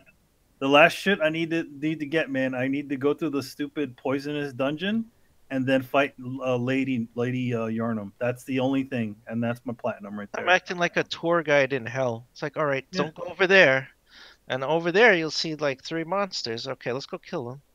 Yeah, yo, Chris, man, I'm gonna give you the side eye because you finished Zelda. You better play that Mario, man. You know? Oh yeah. That's up next. I got a few things to play actually. Like I got that. I got I got on a Black Friday sale. I got Agents of Mayhem. I feel really bad for that game, and I do love Saints Row, so I got to play that game. Yeah, I'll get back to it, man. Anything else? No, that's it. Like I think I'll fire up Agents of Mayhem over the weekend. Nice. Carlos, man. Other than banning people in the chat, yeah, man, that's fucked up. Yo, come on, this dude comes in here being like, "Hey guys, how you doing? Oh, why is there a black person on that show? Come on, son, what the fuck is wrong with you? You know?" Yeah, not even that. It's like kick him out. It's like, what the fuck? Wow. Yeah, man. Anyway, go ahead. What have you been playing, man? Besides kicking niggas off the fucking... These guys are stupid. Like, don't come in with that racist shit. Anyway, go ahead. Man. Well, you know what? I'm not going to even mention it because you guys already know. I've been playing... I beat Persona 5. Oh, finally. Shit. Yo, man. I got to play it for, I'd marathoned it, like, a couple of times, too. I had a lot of time during Thanksgiving. I had a lot of time. So I beat that game. Yo, man, it's a contender. Oh, game of the year, man. Yeah, hey, man, it's already my game of the year, son. That game is hot. Fire. Yo, man, it's the thing I love the game, but the thing I hate about the game is that it just makes me think. Like, I get on my Brett mode. I call it my Brett mode. It's like, yo, man, like, if I programmed this game, like I would do it like so. Whenever you have interactions with people, like certain things happen, so like the game will be even more immersive than it is. Like you know how there's like different relationships and stuff like that, and you get to have like different girlfriends and stuff, and like your friends have like meters and stuff where they're your confidants are called. They go up. It's like, man, I would make it so there'd be like drama and stuff like that. Just make it like go crazy. Man, that game is amazing. I like if you guys haven't played Persona and you got 90 hours to play, do it. And other than that, I've been playing Gravity Rush 2, man. I started playing that. Oh shit. Hey. Back to the Gravity Rush, man. Gravity Rush 1 was amazing. It's a fun game. I wish I mean I know it did decent, but I wish, with a little more people that decided to play it. Yeah, it got fairly reviewed, and but not a lot of people talk about it. It kind of got lost within the whole, like it got like Tales of Berseria. The same thing happened with that too. Like it came out during a time where everything was coming out, so it just got lost, and a lot of people didn't really get to play the game. And I mean, it happened to me. I'm barely getting into it right now. So yeah, man, the game's good. Like I played Gravity Rush Remastered on the Vita. Mm-hmm. So playing this, man, it's completely like it just looks. So you didn't play the PS4 version, huh? Oh, the remastered version? No. Yeah, that one. Yeah. No, I played it on the Vita. So the controllers are even way better this time, because you know how like in the Vita you can get lost with when you're flying around and stuff. Yeah. So using the DualShock is way better to control it. So yeah, man, can't wait to move on with the game. And it's like 20 hours. I didn't expect it to be that long. So yeah, it's a long like 20 hours only. That should have took me longer than that, man. I mean, there's a lot of side missions and stupid, silly things that you do. But the thing about it is that there's a point where something happens and you're like, holy shit, this thing is this big? Damn. You haven't gotten to that point yet, but it's like, oh, wait, what? And yo, man, and I always get freaked out by the people's language, man. Oh yeah, it's like I just don't trust them, man. The way they talk. They're like, oh la la, oh la la. Yeah, it's like, and then like suddenly like, Dusty, and I'm like, what the fuck? What the hell are you doing? It's like this weird, like French, like blank, semi-Frenchish, Japanese-ish language they speak. Mm-hmm. Yeah, man. So other than that, that's it. Nice. Shout out to my man Hussein, and also Chris Cobra. Get off the fucking old shit, bro. He's like, oh, because he's like, I haven't, like, every game we've been mentioning so far, like, I need to get to that. I need to get to that. I'm like, what the fuck have you played this year, bro? He's like, I've been on Game Pass, man. Play the new shit, man. Fuck that 360 shit, you know. Yeah, Brian, get with the new shit, man. You know, Brian, man, what have you been playing, man? Oh, you guys will hate me for this. I've actually not been playing Warframe. I've actually been playing a whole bunch of other games that's not that. For example, I went back and finished Telltale's Game of Thrones, which was actually quite fun. Yeah, it was good. Yeah. Did you get the platinum in that one? Of course I did. It's easy. You just like hold X and win. That's it. No, it's actually good. Like the story was actually like quite fun. It ran like shit though, but it was quite fun. Yo, Brian, did you hear about how they're gonna release the Walking Dead collection and shit? And they're like, oh, the games look better than ever. I'm like, okay, they look better than ever. Do they run better than ever? Fuck, man. Oh yeah. Yeah, so I played some of that. I played some Gone Home, which was actually quite interesting. The game sucks. Fuck that home, man. Pretty much what I said by interesting. I mean, the marketing for that was straight up lie. Like I thought it was like a horror game. Straight up lie? Yep. Oh wait, it marketed it as a horror game? Yeah. It's a mystery kind of horror game, yeah. It generally just looked like a horror game. Like there's like a house, there's flashing lights, there's stuff moving. It's like, okay, cool. It's a horror game, and then like you play it, and it's like, no, it's a total bait and switch. There's only one. There's like this one silly side story where the girls are kind of contacting a Captain Howdy type of character from like with a Ouija board, but there's nothing that comes out of that. Alan Wake was more horror than that. Yo, Brian, I'll tell you something off air, man. Like when you find out, yeah. like, oh, what? Really? That's what the game's about? Really? Okay. Oh yeah, that Like, yeah. yeah. Mhm. And then you find out, oh, that's why critics love this shit. Ah, I get it. That game fucking trash, man. Fuck that game. It's like the walking simulator later just game. It's literally just around you press stuff. Like I don't mind that, but at the same time, like, don't lie to me with your marketing, please. Like, if it's like a horror game, then like, yeah, I'll play it. If not, then You Wait a don't second. have- Wait a second. Why do we have a black guy on the show? that, yeah, what's up with that?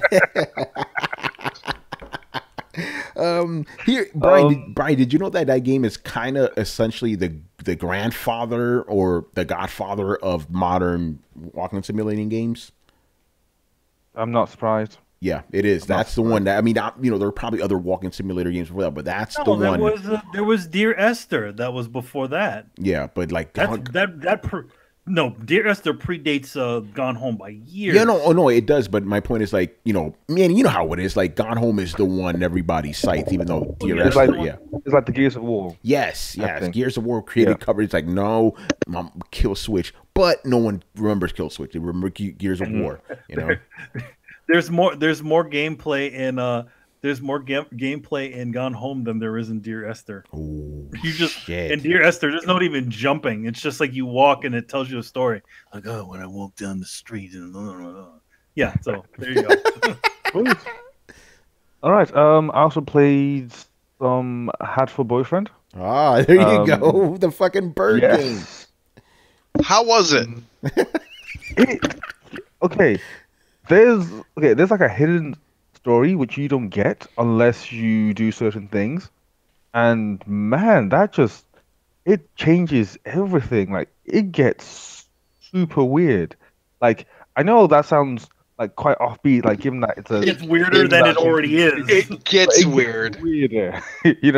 At first I'm like, the fuck is this? Like, dating pigeons and shit? Like, what the like, who thought this was a good idea? And then like, once you get like the true ending, it's like, god damn, that was a mind fuck. Okay, cool. That game exists. Sweet. Yeah.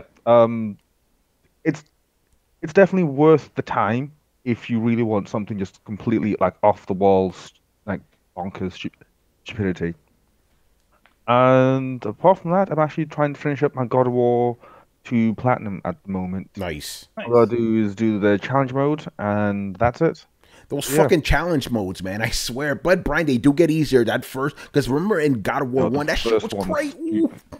Yeah, God of War 2 is a lot better, and I would say God of War, the PSP ones are easier. They get easier. They progressively easier. That first one was fucking crazy. Mm-hmm. But seriously, the first one was stupid. Yeah, Did you call the number? Did you call the number in the game? What number in the game? Oh, in God of War yeah. 1, it has the phone number that you get when you beat up the statue. You that destroy even- the two statues in there. That But there's isn't still another. active. That's God of War. Yeah, I don't know if it's active, but wasn't that God of War 2, Manny? They have to beat up these statues for like. No, God of War 1, you beat No, up the one. statues, but Okay, in one God of number. War 2, there's also a number in there too, if you get everything. No, I've not phoned it, but I'm like, I don't know. I don't know. You know what? In England, it may not be the same type of number because here it's a 1-800 number. So you like when you do it, there's like two different 1-800 numbers that you call up, and it's like, you hear like TC Carson like, "Well, you've defeated the game," and then you hear like David Jaffe say shit about it. It's really hilarious. Yeah, dudes are gonna be on their phones like 8675309. See how many people get that joke. Anything else, man? No, that's all it. Trying to wrap up this platinum, and yeah, totally. I now see why you put God of War 2 like not as high on your list. See? Oh, I got so much heat off of that shit on Twitter this week because I made my Really? guy. Yeah, dude, Manny, you don't even know. So this week, basically, I think it was an IGN guy. He asked, "Hey, what are your favorite games from your favorite franchise ranked?" Right? So I did one for Metal Gear. I'm like, "Hey, this is fun." So I did one for God of War, right? And God of War 2 was right at the bottom for number 5, right? Whew, I got heat. They were like, "That's the best one. What the fuck are you talking about? That's No, the man, best that God of game- War that- game." That game lacks any sort of focus. Yeah, really, it's scanner brained, and like I didn't like the puzzles. And like, remember the first God of War? It's like they get presented puzzles. Like, okay, I know what I need to do. I just don't know how to do it. God of War 2 is like you need to make mistakes in order to figure out what you need to do. And then that game established the stereotypical Kratos. Like, even though he was an angry, crazy bastard in the first game, you at least understood where he was coming from. There was at least some like pathos to him. He was just a asshole in the second one, you know, and then they made up shit like the Island of Time. It's like, that didn't exist. Get the fuck out of here. Like, I understand you guys are taking like liberties with Greek myths and shit, but that's fuck that, you know. The ending was fucking awesome. Shit up. Yeah, the ending was fucking amazing though. Like the battle with Zeus and like, you know, the ending with the Titans and shit, that was awesome. But the game, it was not as good as the first one. I still rank God of War 1 as my favorite God of War game. I know God of War 3 is the shit. I know that. People were surprised that I ranked the PSP games over God of War 2. I'm like, yeah, PSP games are way better. Ghost of Sparta and Chains of Olympus are Hell yeah. amazing, man. Yeah, people were like, how dare you have PSP games? Come on, man. You ain't a real God of War fan, motherfucker. You know? So, Brian, you understand now, right? Yep, I understand fully now. Makes total sense. 2 just seems like bosses aren't that great apart from Zeus. Yeah, it's true. Like, here's a boss now. It's like, why? Like, I don't know why this boss exists. It's just there. Like the random sea monster thing. Like before you get on the the Kraken. Yeah. Yeah, I'm like, okay, why is this here? Like, did anyone summon it or something? It just seems to be just there for like a boss now. It's like, hey, we haven't had a boss fight in like an hour and a half. Here's a boss fight. Fucking weird. Brett, what were you gonna say, man?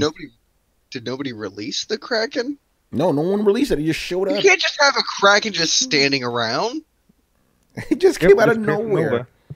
No, it has to be released. There are rules in place about this sort of thing, people. Nope, Kraken out of nowhere. All right, Brett, man, what about you? What have you been playing lately? I've been working on my Glorious Underground Vault City and Fallout. I've been playing Mario, and I've been tinkering around with some Life is Feudal. The new MMO just came out. I'm deciding whether or not I have the time for the grind, because it is a very grind-intensive game. Okay, so now Chris Cobra is saying that he hasn't played a God of War game outside of God of War 3. What, dude? How old are you? I gotta ask right now, because like you haven't all these games you're talking about. You're like, I haven't played. I'm like, and then you said, well, he did. And then he did. Yeah. He played Nier and Platinum. Okay, that's Horizon good. Zero Dawn. And he also did say that the Xbox 360 games are new to him. So I'm just wondering. Anyway, as far as Brett, anything else besides Fallout, or is that it?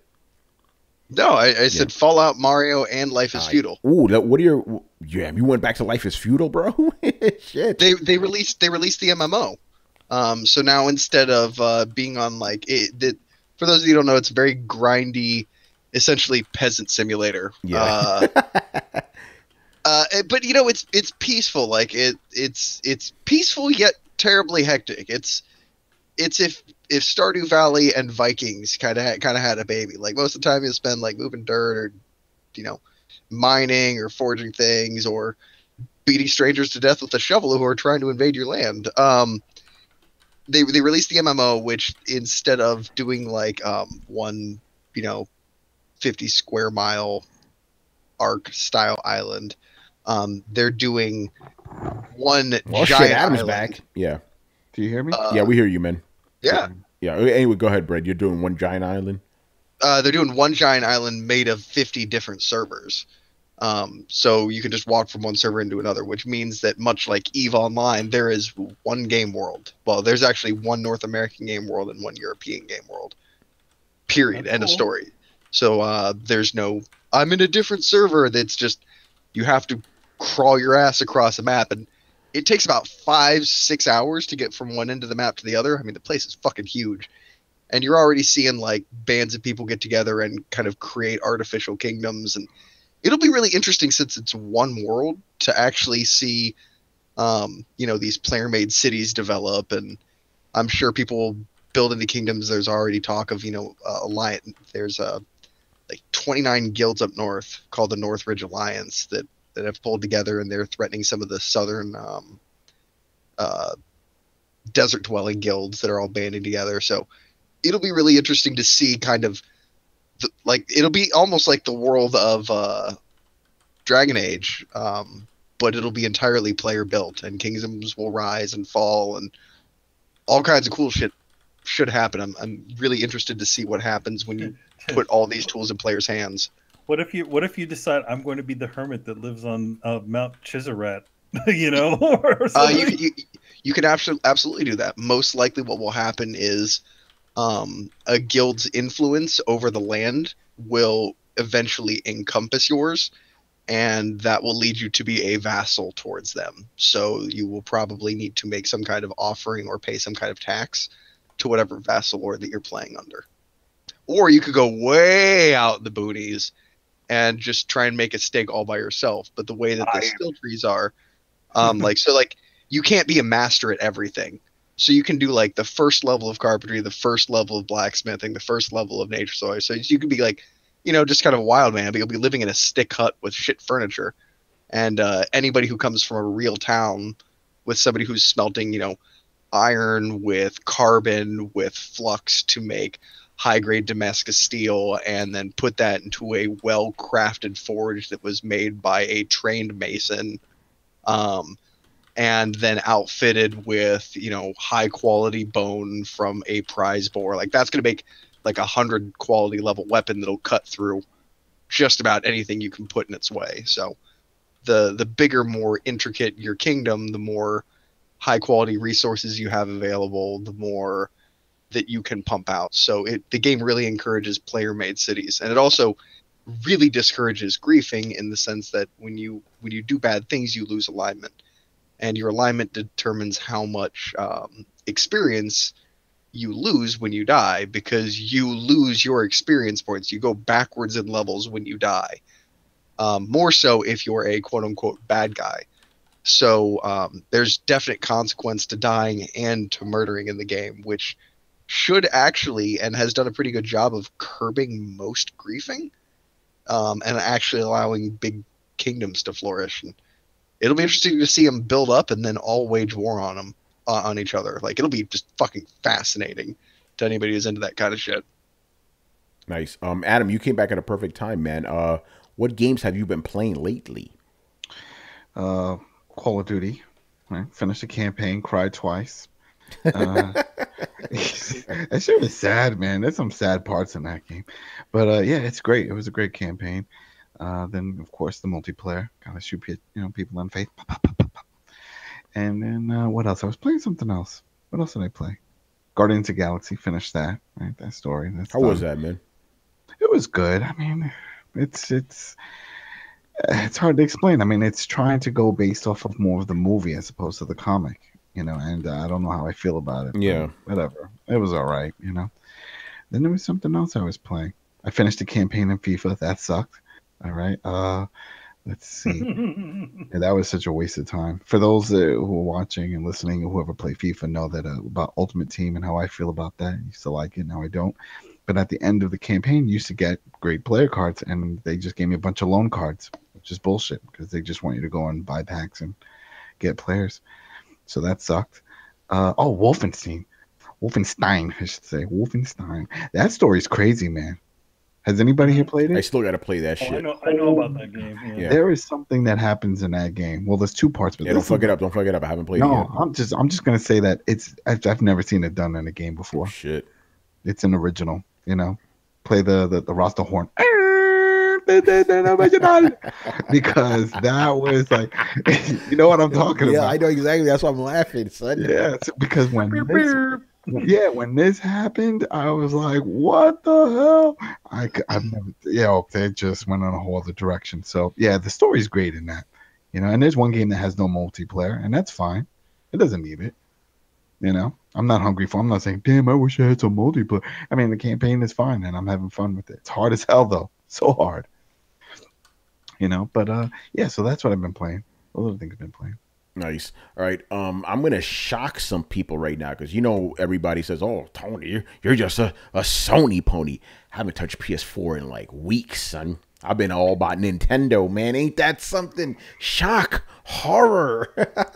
Even though, hold on, I'm going to show you guys some.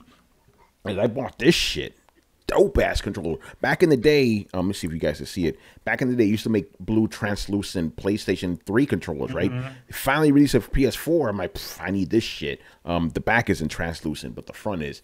But I haven't played it yet because I haven't been playing Sony games. I've been playing Nintendo. So even though I haven't touched it in a while, Super Mario Odyssey, I'm trying to get the fucking the you know, whatchamacallit, the moons and shit. I finally beat Darker Side. That shit was fucking crazy because it's basically 15 minutes. It's the hardest game, you know, hardest stage in there. 15 minutes long. You die once, all the way back to the beginning. So it took me a while. Finally beat that, and then after getting about 550-ish moons on my own, I'm like, okay, time to bring this shit back to. I was trying to clap. I hit my fucking mic. I'm trying to hit YouTube. So I'm up to 760, but I had to stop because your boy got this, right? If you guys don't know what the fuck this is a 3DS XL, but it looks like a Super Nintendo, right? This shit is fucking awesome. So I've been playing the fuck out of Metroid Samus Returns. This is how people, it's real right now, man. It is real. You know how I am, right? When it comes to Game of the Year awards, I'm always like, if that shit's a remake, remaster, that shit don't fucking count. This game's making me change my position, guys. It's a great game. That's a great game. But here's the thing, though. I have a legitimate excuse, though. It is so... And Adam, you played the original Metroid, too, Manny. I'm sure you have, Chris. This shit is so different.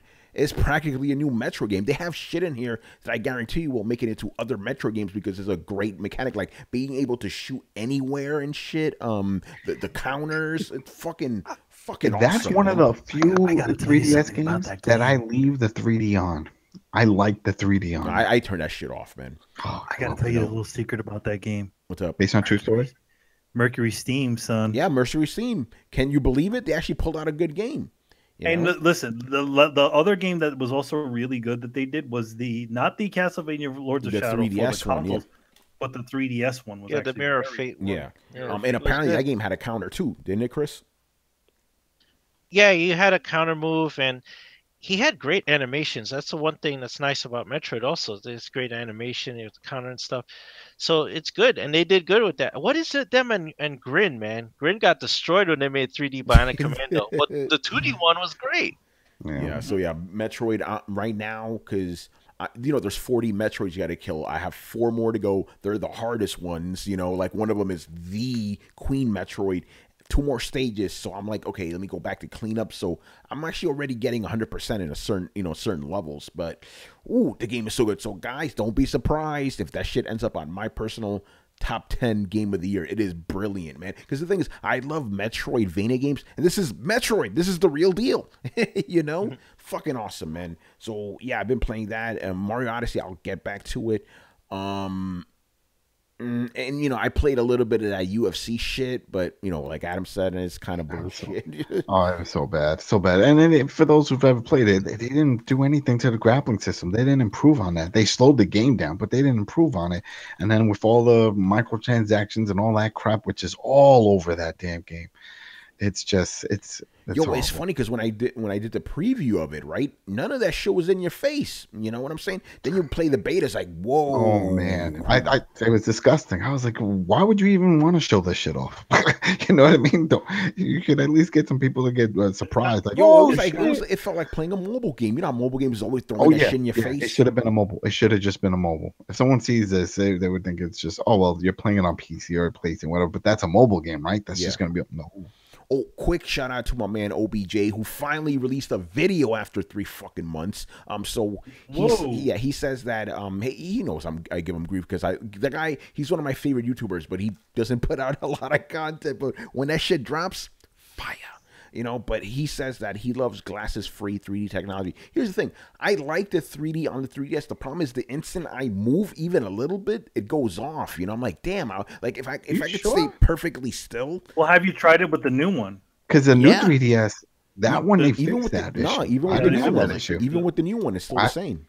I did not have an issue with it. I use it, and I was like, damn, and I have both of them, and that new one was 10 times better. That's why this is the new one. This is the new 3DS XL. This shit is still fucking up on me. That's weird. So and you definitely didn't like Did you try the other one then? Because if you don't like that version, then you wouldn't have liked just the 3DS XL when they had it without the fixings. Yeah, I mean, I have because I have the normal 3DS. I had it since they. You don't notice a difference? It's the same to me. I don't notice a difference. Oh, it's like night and day. Yeah, but keep in mind, I am the same guy who cannot see, you know, the magic eye shit. I can't see that shit. You know, I can't see that shit. And when I see a 3D movie, I'm like, how come everything looks flat like cardboard shit? Like it doesn't work on me, you know? So I look at this, you know, it's like I'm playing it. I'm like, as soon as I breathe, it goes, you know, it fucks up, man. You know, just like the other 3DS. So I don't notice a difference. I just turn it, but it sucks because you're right. When I do turn it on, I'm able to stay still. It looks really good. Like you could see the depth and shit in it, you know. But like I said, as soon as I breathe, like that's it. The magic is destroyed, you know. Try Mario Kart because that is awesome on it. Oh, it looks so good. The Mario Kart 7. Okay, it's on it. Yeah, I'll give it. It's funny because I never even finished Mario Kart 8 on Switch. I'm like, whatever. You know, yo, the one I got, this shit. It came with a free Mario Kart for Super Nintendo because this one could play Super Nintendo games, but the other one couldn't. Which is we talked about that. But it can't even do it in full screen. It does it in true pixel or whatever they freaking call it. And that mean? It just annoys me because it's like here's this nice screen, this XL, and I have like 2 Super Nintendo, and then they don't take up the full screen, and there's no option. You don't want to them that. to. You know you don't want the shit stretched out. But still, is it really stretched out? Because it's still smaller than a 4 point. You know. It's of a tube. It's still stretched out. The pixels are still stretched out. You don't want that. You want it 4:3. You know. You don't want that. It just doesn't. It just still looks small. I don't know. I wanted to figure something out. It's not right. Are you actually okay with like old games being stretched like that? Because that looks. Yeah. I'm tired. I'm okay with it. Yeah. Not me. I mean, I can't see it. You remember when I had that big 55-inch projection? That old one, and when I had the original Xbox, I stretched everything out. We were playing Super Mario World on this big ass fucking. Yeah. You know, I did not care. And that shit didn't bother you that the characters are all stretched. Okay. You know, that shit bothers the fuck out every time. Okay, I haven't reviewed it yet, but I got this retro console. Thing fucking sucks, right? But it automatically puts every game stretched. I'm like, what the fuck? It's like imagine taking a drawing and stretching it, and like it doesn't look right, you know. Yeah. Or taking a person's picture and just stretching it. It doesn't look. I just didn't think it was going to look that bad on a 3DS screen because it's not a huge screen, you know. So I'm like, but that's all. But the resolution is higher than the originals. Yeah, it is. Yeah, in general. But I will break my PlayStation, fast, I guess, during PXX. But right now, I am all about motherfucking Metroid. And when I come back, Division, man, we're supposed to do the Division. Adam, I wanted to be. You know why I've been able to play Metroid? Because it's a pick up and play type of game. I've been writing so fucking much. I want to do the Division, but I just don't really have the time for it, man. Fuck. So, go on without me and find Kal-El, you know.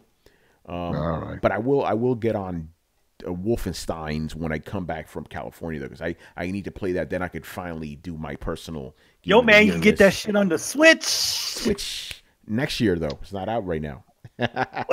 What? They got to get that shit when it's hot. You know, all right, man. So that's gonna do it for us. There was an announcement I was gonna make, but I could do that on Sunday. You know, because man, you know how it is. You can't tell guys shit too early because then they start going crazy. You know. All right, man. So that's gonna do it for us. So are we? Go ahead. We're gonna watch like we did last year with the event that the PSX. What that was? Oh, the Jeff Keighley Award.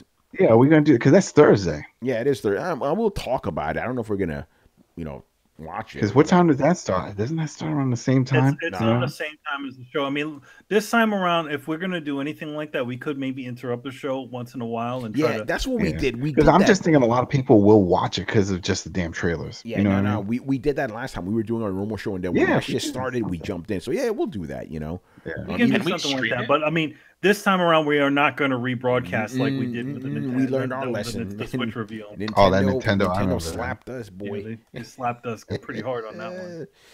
Oh, man. All right, man. So thank you for watching and listening. Subscribe to Throwdown on SoundCloud, iTunes, and YouTube. Follow us on Twitch, Mixer, Twitter, and Facebook at Throwdown Show. Links are located in the description below. Once again, our show is Tony Polanco. Tonight joined by Emilio Lopez. I'll see you later, guys. And shout out to the fine folks at Spawn on Me. They're going to be hitting episode 200. and they're gonna have our boy from our former. Oh, I can't remember what was his name. It's our boy. That dude. I keep forgetting. I keep messing his name up. But he's a dude who used to work at Kotaku, who is also currently writing the Black Panther now. Evan Narcisse. Evan, yes, yeah. Evan from Kotaku. Yeah, they've had him on the show a couple of times before. Yeah. So yeah, it's gonna be cool to see them see him on there. And dude, it's the episode 200. That's awesome. I mean, they started. When did they start? They started. Here's the funny thing about Spawn Army. They kind of started around the time we did. Yeah, when we relaunched, right? When we relaunched, yeah. And here's the thing: on Twitch, those guys blew the fuck up.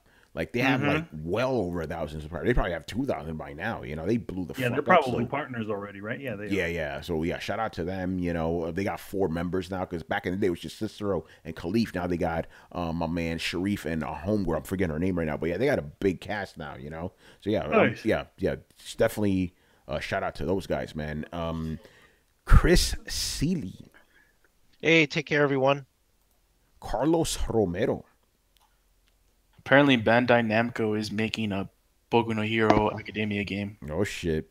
If they make it anything like Dragon Ball Z, Fighter Z, it's gonna be amazing. But when are they gonna do My Hero Academia though? Yeah, they'll wait. They'll wait for that dub, man. Oh God! All right, Brett Murdoch. It's been real, party people. Adam Vale.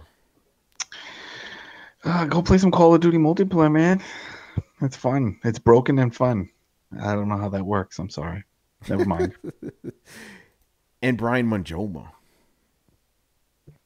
Have fun, people. Try play lots of games, and There you remember, go. Just play shit. Just have fun. Play whatever you want to play on whatever box you like. Fuck it. Yeah. All right, man. We'll see y'all next time, man. Peace out. Peace. Aliens are real. Later. Later, guys.